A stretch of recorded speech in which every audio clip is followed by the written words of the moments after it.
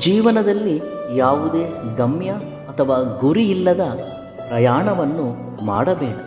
ಹಾಗೆ ಗಮ್ಯವನ್ನು ತಲುಪಿದ ನಂತರ ಪ್ರಯಾಣದಲ್ಲಿ ನೀನು ಎದುರಿಸಿದ ಆರ್ಥಿಕ ಸಂಕಷ್ಟ, ಹಸಿವು, ಅವಮಾನಗಳು, ಶ್ರಮ ಇವು ಯಾವುಗಳನ್ನೂ ನೀನು ಮರೆಯಬೇಡ.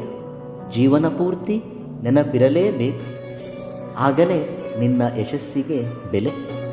ಪ್ರಯಾಣವನ್ನು ಮರೆತ ವ್ಯಕ್ತಿ ಯಶಸ್ಸಿನ ಅಹಂಕಾರದಲ್ಲಿ ಮುಳುಗುವನು.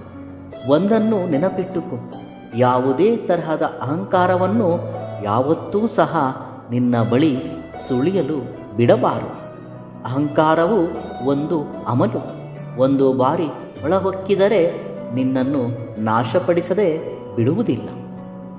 ಇತರರ ಕಷ್ಟಗಳನ್ನು ತೀರಿಸುವ ಸಾಮರ್ಥ್ಯತೆ ನಿನ್ನಲ್ಲಿ ಇಲ್ಲದಿದ್ದರೂ